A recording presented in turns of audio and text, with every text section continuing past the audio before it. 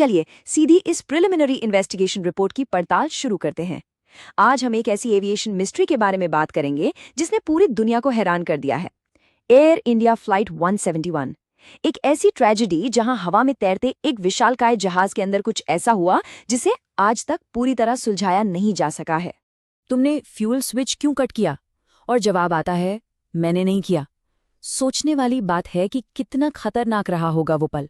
ये अल्फाज cockpit voice recorder की ट्रांसक्रिप्ट से ठीक उस वक्त निकाले गए हैं जब हवाई जहाज तेजी से अपनी ताकत खो रहा था। दोनों पायलट्स में से किसी को नहीं पता था कि इतने नाजुक वक्त पर अचानक दोनों इंजन्स की फ्यूल सप्लाई कैसे कट गई। इस कहानी की शुरुआत होती है एक बिल्कुल परफेक्ट टेक ऑफ से। 12 जून 2025 अहमदाबाद इंटरनेशनल एयरपोर्ट की वो साफ और शांत सुबह। अगर प्री फ्लाइट डिटेल्स पर नजर डालें तो हर एक डेटा पॉइंट यही इशारा कर रहा था कि ये उड़ान बिल्कुल नॉर्मल और फ्लॉलेस होने वाली थी। कॉकपिट में 56 साल के कैप्टन सुमित सभारवाल थे, जिनके पास लगभग 15,600 घंटों का लंबा अनुभव था। उनके साथ 32 साल के फर्स्ट ऑफिसर क्लाइव कुंदर थे। दोनों ने अपना ब्रेथलाइजर टेस्ट बिना किसी परेशानी के क्लियर कर लिया था। जहाज में 230 मुसाफिर मौजूद थे और लगभग 54,200 किलोग्राम फ्यूल भरा हुआ था। मौसम भी बिल्कुल मेहरबान था, सिर्फ 6 नॉट्स की हवा और 6,000 मीटर की बेहतरीन विजिबिलिटी। सब कुछ बिल्कुल सही था। लेकिन फिर शुरू होता है वो 3 सेकंड का रहस्य। सब कुछ इतना परफेक्ट होने के बावजूद अचानक सब बदल गया। दोपहर 1:38 और 33 सेकंड पर जहाज ने V1 स्पीड हासिल कर ली, यानी 153 नॉट्स, जिसके बाद किसी भी हालत में टेक ऑफ रोकना नामुमकिन होता है। ठीक 1:38 और 39 सेकंड पर जहाज हवा में उड़ गया। लिफ्ट ऑफ हो चुका था। लेकिन ठीक 3 सेकंड बाद जब स्पीड 180 नॉट्स पहुंच चुकी थी, अचानक इंजन नंबर 1 और 2 दोनों के फ्यूल कट ऑफ स्विचेस बंद हो गए। N1 और N2 वैल्यूज तेजी से गिरने लगी और फिर 1:39 और 5 सेकंड पर ATC को आखिरी मेडे सिग्नल मिलता है। अब यहां जो आंकड़ा सामने आता है वो पूरे मामले को और भी पेचीदा बना देता है। सिर्फ 1 सेकंड। जी हां, इन्वेस्टिगेशन से पता चला कि दोनों इंजन्स के फ्यूल स्विचेस बंद होने के बीच का वक्त महज 1 सेकंड था। 1 सेकंड में 2 अलग-अलग इंजन्स का फ्यूल बंद हो जाना, ये प्रैक्टिकली नामुमकिन सा लगता है। जब अचानक दोनों इंजन्स पावर खोते हैं तो हवा में ही एक चश्मदीद सबूत सामने आता है। CCTV फुटेज में लिफ्ट ऑफ के फौरन बाद RAT यानी रैम एयर टर्बाइन को खुलते हुए देखा गया। ये एक इमरजेंसी पावर सोर्स होता है जो इंजन्स फेल होने पर ऑटोमेटिकली बाहर आ जाता है ताकि जहाज के मेन इलेक्ट्रिकल सिस्टम्स चलते रहें। इसका खुलना इस बात का सबसे पहला ठोस इशारा था कि जहाज में कोई बहुत बड़ी गड़बड़ी हो चुकी है। और इसका अंजाम बेहद दर्दनाक रहा। रनवे 23 से महज 1600 मीटर की दूरी पर यह जहाज आर्मी मेडिकल कॉर्प्स की चिमनी और BJ मेडिकल कॉलेज के हॉस्टल से जा टकराया। नतीजन 12 क्रू मेंबर्स, 229 मुसाफिर और जमीन पर मौजूद 19 लोगों की जान चली गई। हैरतअंगेज रूप से इस पूरे हादसे में सिर्फ एक मुसाफिर, जो इमरजेंसी एग्जिट के ठीक पास बैठा था, वो किसी तरह जिंदा बच पाया। इस तबाही के बाद जवाब सिर्फ एक ही जगह मिल सकते थे, मलबे में छिपे सुरागों में। 15 पेज की इन्वेस्टिगेशन रिपोर्ट जब सामने आई तो उसमें कुछ ऐसी बातें थी जिन्होंने सबको चौंका दिया। फ्लैप्स 5 डिग्री पर थे, जो टेक ऑफ के लिए नॉर्मल है।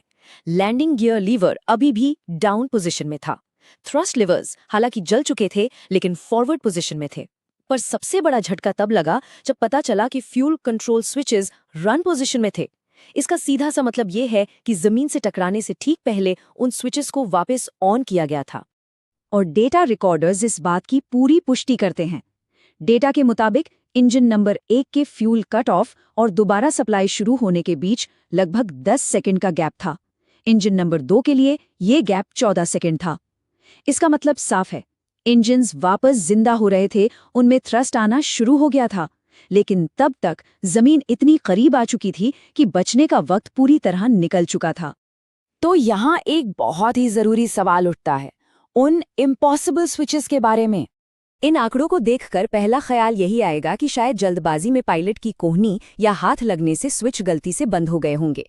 लेकिन इनका डिजाइन ऐसी किसी भी गलती को नामुमकिन बना देता है।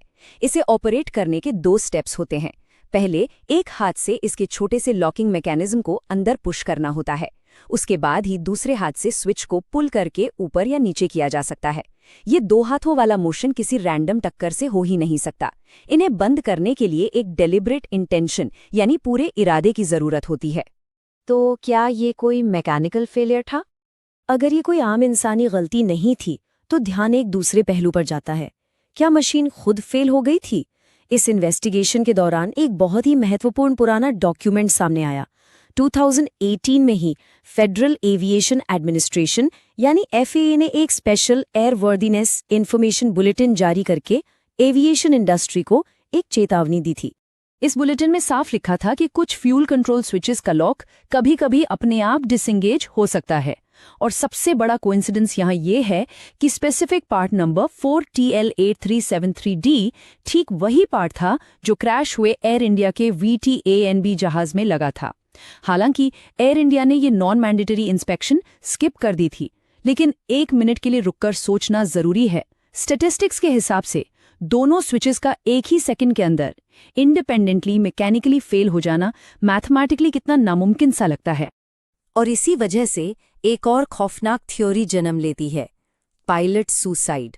जब मैकेनिकल फेलियर इतना नामुमकिन लगता है तो सोशल मीडिया पर इस डार्क थ्योरी ने काफी जोर पकड़ लिया।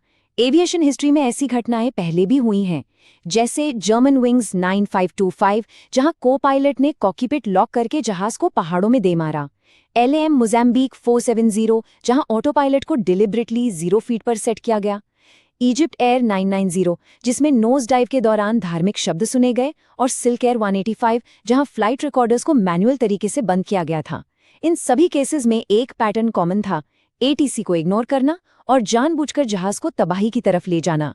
लेकिन जब हम इन पुराने केसेस को AI 171 के फैक्ट्स के साथ कंपेयर करते हैं तो चीजें बिल्कुल अलग नजर आती हैं।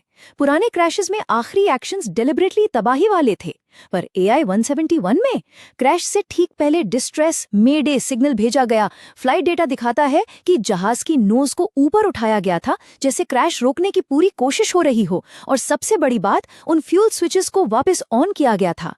ये एक्शंस किसी सुसाइडल इंसान के नहीं लगते, बल्कि किसी ऐसे शख्स के लगते हैं जो आखिरी सांस तक अपने जहाज को बचाने की कोशिश कर रहा था।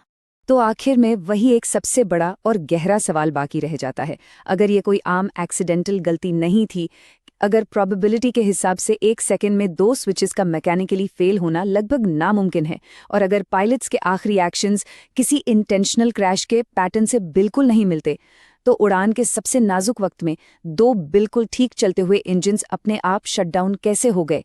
उस कॉकपिट में उन 3 सेकंड में असल में क्या हुआ था? यही वो सवाल है जो इस पड़ताल के बाद और ज्यादा गहरा हो जाता है।